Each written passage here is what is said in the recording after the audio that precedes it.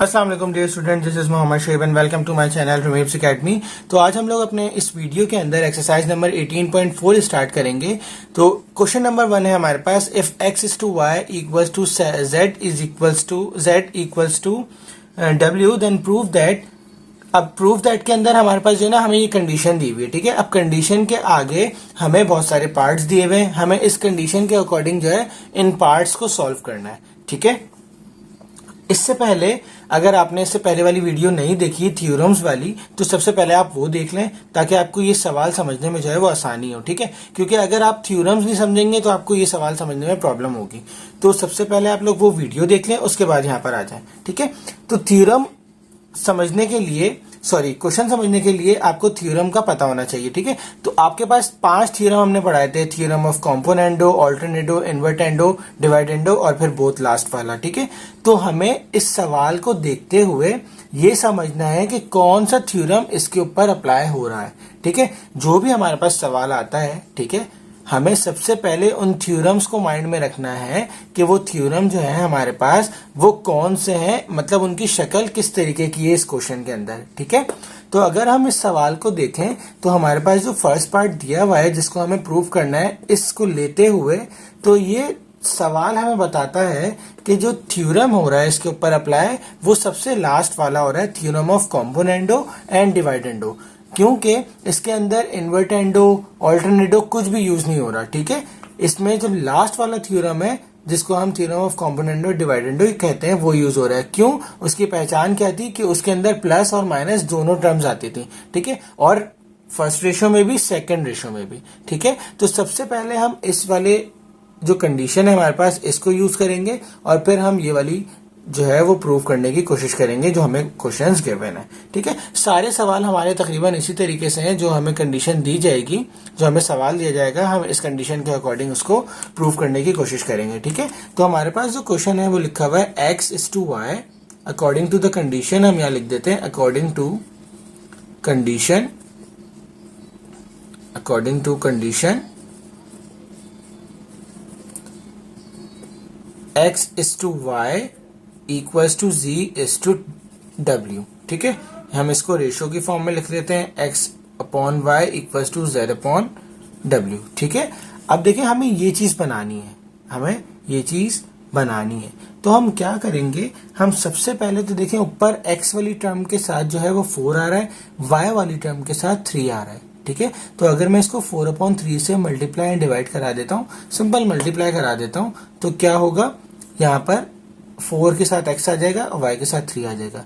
लेकिन हमें पता है, मैथ्स का रूल है कि अगर हम इक्वल्स टू के एक साइड पे अगर कोई खुद से सपोजिशन कर रहे हैं तो हमें इक्वल्स टू के दूसरे साइड पे भी सपोजिशन वही वाली करनी पड़ेगी। और हमें सवाल ही कुछ इस तरीके से दिया है कि हम जो सपोज करेंगे, यानी कि जो मल्टीप्लिकेशन करेंगे, वो दोनों के लिए सूटेबल होगी, ठीक है। तो अगर हम यहाँ पर मल्टीप्लाई करते हैं 4/3 से, तब भी हमारे पास ये वाली कंडीशन बनेगी, और अगर यहाँ करते हैं तो फिर हमारे लिए ये वाली कंडीशन खुद ब खुद बन जाएगी, ठीक है। तो हम क्या लिखते हैं, multiply by 4/3 on both sides, ठीक है। तो जब मैं इसको 4/3 से मल्टीप्लाई करता हूं तो ये मेरे पास हो जाएगा 4x अपॉन 3y, ठीक है, इक्वल्स टू अब 4z डिवाइडेड बाय 3w, ठीक है। ये हमारे पास कंडीशन बन गई।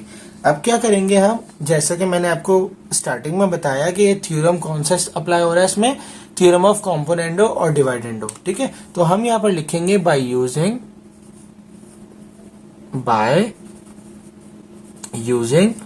आपने पूरा लिखना है, ठीक है, theorem of componendo and dividendo. तो थ्योरम ऑफ कॉम्पोनेंडो और डिवाइडेंडो जो हमें कहता है, वो कहता है कि a plus B divided by a minus B equals to c plus D divided by c minus D, ठीक है। ये हमें पहले क्या करना पड़ेगा, मेंशन करना पड़ेगा।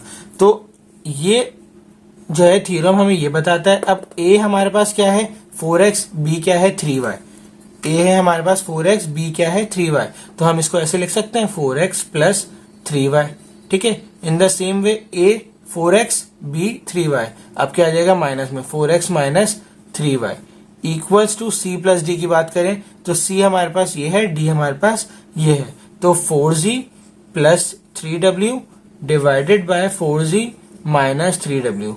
तो ये हमने क्या कर दिया, प्रूफ कर दिया by using theorem of componendo and dividendo. सही है। सेकंड पार्ट देखते हैं। तो क्वेश्चन नंबर 1 का पार्ट 2 है हमारे पास 5x minus 3y 5x plus 3y 5z minus 3w 5z plus 3w।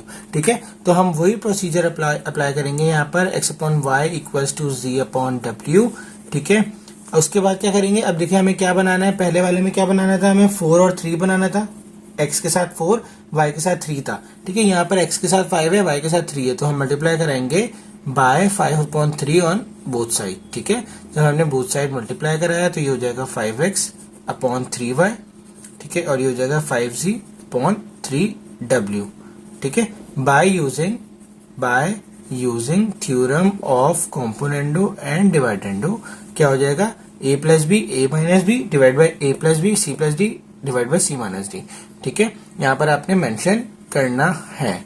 ठीक है, मेंशन कर दिया आपने। मेंशन करने के बाद हम यहाँ पर इसको अप्लाई करेंगे, जो कि हो जाएगा 5x प्लस 3w। ठीक है, sorry 5x minus 3w divided by 5x plus 3w।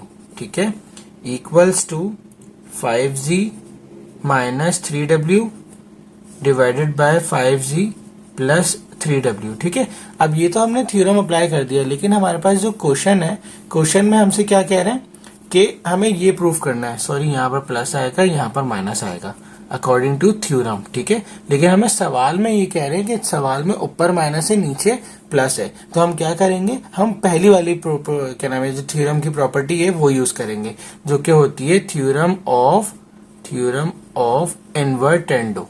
ठीक है, यानी कि इन्वर्ट करना, क्या करना, रेसिप्रोकल करना, जो कहता है कि अगर a इज टू b बराबर है c इज टू d के, then b is to a is also equals to d is to c। ठीक है, तो ये a है, ये b है, तो अगर इसको मैं रेसिप्रोकल कर देता हूं तो ये हो जाएगा 5x minus 3y divided by 5x plus 3y। ठीक है, इक्वल्स टू डी ऊपर कर ले हम लोग, तो 5z minus 3w divided by 5z plus 3w। तो अब ये हो गया प्रूफ। ठीक है, तो हमें यहाँ पर इस सवाल के अंदर 2 थ्योरम यूज करने पड़े, एक थ्योरम ऑफ कॉम्पोनेंडो एंड डिवाइडेंडो और उसके बाद थ्योरम ऑफ इन्वर्टेंडो। अब पार्ट 3 में इन्होंने क्या किया, पार्ट 3 में इन्होंने कोफिशिएंट हटा दिए, अब इन्होंने पावर्स लगा दिए। ठीक है, पावर्स चेंज कर दिए, तो कोई मसला नहीं है, हम पावर्स के साथ जो है वो सारी सपोजिशन करेंगे। ठीक है, हमारे पास कंडीशन अकॉर्डिंग टू कंडीशन यही है। ठीक है, x upon Y equals to z upon w। ठीक है, अब हमें क्या बनाना है, इस x को क्यूब बनाना है, y को क्यूब बनाना है। तो जब मैं इसको क्यूब बनाऊंगा तो मैं लिख दूंगा taking cube on both side. ठीक है, सिंपल है बिल्कुल। तो ये हो जाएगा x cube upon y cube equals to z cube upon w cube. ठीक है, अब हम लिख देंगे by using theorem of componendo, by using theorem of componendo and dividendo. तो अब क्या हो जाएगा, x cube plus Y cube. देखिए सवाल हमें मुश्किल लग रहा था, लेकिन देखिए सिंप्लीफाई किया तो बहुत आसान है। तो x cube plus Y cube, x cube minus Y cube equals to z cube plus w cube divided by z cube minus w cube. Proofed. ठीक है, ये लिखना जरूरी होता है, ये आपने जरूर लिखना है। ठीक है, प्रूफ्ड। तो क्वेश्चन नंबर 4 है हमारे पास। अगर मैं क्वेश्चन नंबर 4 यहाँ पर आपको बता दूं तो ये आप लोगों ने खुद से होमवर्क करना है। देखिए क्वेश्चन नंबर 4 में हमसे कह रहे हैं 3x plus 2y divided by 3x minus 2y। ठीक है, equals to 3z minus 2w, sorry plus 2w और 3z माइनस 2w। तो आप लोग समझ गए होंगे क्या करना होगा हमें इसमें। हमें ये सारी चीजें करने के बाद, सॉरी यहाँ तक करने के बाद, ये कंडीशन लिखने के बाद हम करेंगे क्या कि multiply by 3/2 on both side. ठीक है, जब 3/2 बोथ साइड करेंगे तो हमारे पास कंडीशन कुछ इस तरीके से बन जाएगी कि 3x divide by 2y is equal to 3z divided by 2w। ठीक है, उसके बाद हम by using theorem of componendo and dividendo करेंगे तो हमारे पास ये कंडीशन ऑटोमेटिक आ जाएगी और प्रूव हो जाएगा। ठीक है, क्वेश्चन नंबर 5 थोड़ा सा डिफरेंट है, वो हम कर लेते हैं।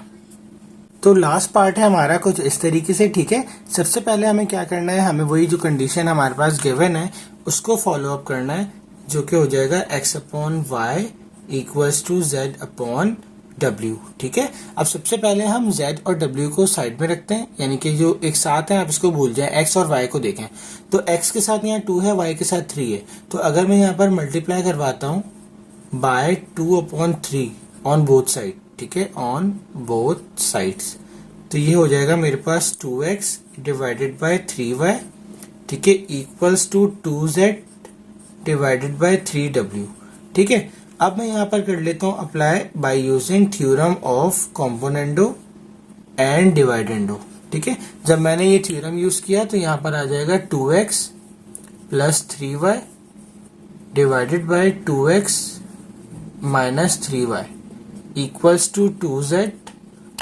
Plus 3w and divided by 2z minus 3w, ठीक है। अब ये आपने पहला थ्योरम यूज करके आपने ये कंडीशन बना ली। अब देखें हमारे पास जो सवाल में पूछ रहे हैं वो जो एक साइड है वहां पर 4 टर्म्स यूज हैं, ठीक है, 4 टर्म्स यूज हो रही हैं। तो हमें क्या करना पड़ेगा, हम देखते हैं कि पहली वाली टर्म जो है वो कौन सी है। तो 2x प्लस 3y है, उसके साथ साथ 2z प्लस 3w भी है, यानी कि ये वाली टर्म है। तो मैं क्या करूंगा, मैं इसको डिवाइड करवा देता हूँ, यानी कि क्रॉस मल्टीप्लीकेशन करवा देता हूँ। तो जब क्रॉस मल्टीप्लीकेशन करवाते हैं तो ये हो जाएगा 2x प्लस 3y। देखिए सिर्फ हमें ये सवाल जो है ना प्रूव करना है, तो इसलिए हम यहाँ पर कोई भी लॉजिक्स मैथ्स की जो पॉसिबल लॉजिक्स हैं वो यूज कर सकते हैं, ठीक है। तो 2x प्लस 3y इसको हम नीचे लेकर आए तो 2z प्लस 3w हो गया, ठीक है। और ये हो जाएगा ऊपर क्रॉस मल्टीप्लीकेशन करने के बाद, तो 2x minus 3y divided by 2z minus 3w, ठीक है। अब देखिए ये कंडीशन बन गई। अब इस कंडीशन में हमारे पास ये जो फर्स्ट टर्म है वो a है, पूरी a कंसीडर की जाएगी, ये वाली b, ये c और ये d, ठीक है। इस कंडीशन को यूज करते हुए हम यहां पर दोबारा अप्लाई करेंगे, again applying theorem of componendo and dividendo, ठीक है। जब हम ये थ्योरम अप्लाई करते हैं, ठीक है, तो क्या होगा, a plus B is equals to a minus divided by a minus B. तो a प्लस बी, अब a क्या है, ये पूरी टर्म है, तो 2x प्लस 3y ये a हो गया, प्लस b क्या है हमारे पास 2z प्लस 3w, ठीक है, समझ आ गई। डिवाइडेड बाय यहां पर आ जाए 2a माइनस बी हो जाएगा, तो 2a और माइनस b, ठीक है। ये तो हमने फर्स्ट वाली साइड लिख दी है, ठीक है, एक थ्योरम का जो फर्स्ट रेशो होता है वो लिख दिया है। अब यहाँ पर वो प्रोपोर्शनल का साइन आता है, उसके बाद मैं सेकंड वाला लिख रहा हूं जो कि होता है c प्लस डी। तो c प्लस डी ये वाला है, तो 2x minus 3y plus 2z minus 3w, ठीक है, divided by 2x minus 3y minus 2x minus 3w, ठीक है। अब हम इसको क्या करेंगे, सिर्फ और सिर्फ ब्रैकेट ओपन करेंगे तो हमारे पास ये वाला जो है वो सवाल जो है वो बनकर आ जाएगा और प्रूव हो जाएगा, ठीक है। अब मैं इस वाले स्टेप को यहाँ लिख रहा हूँ, ये मिटा रहा हूँ ताकि आपको एक सीक्वेंस में समझ में आ जाए, ठीक है। इस रेड पेन से हम लिखते हैं। तो अब देखेंगे 2x प्लस 3y प्लस खोलते हैं तो प्लस प्लस प्लस, तो 2z प्लस 3w ये तो सेम रहेगा, ठीक है, डिवाइडेड बाय नीचे आ जाए तो 2x प्लस 3w, ठीक है, ये वाला 2x प्लस 3w। अब ये minus plus minus 2z minus plus minus 3w, ठीक है, समझ आ गई। इक्वल्स टू, अब ये वाला पार्ट लिख रहे हैं, जो प्रोपोर्शनल का साइन है ये मैंने हटा दिया, इक्वल्स टू लिख दिया, ठीक है। यहाँ पर देखें तो 2x minus 3y plus plus plus 2z plus minus minus 3w divided by 2x minus 3y minus plus minus 2x minus minus plus 3y। अब देखें जो हमारे पास क्वेश्चन है वही हमारे पास प्रूव होकर आ गया है, तो इसका मतलब यही हमारा आंसर है, प्रूव।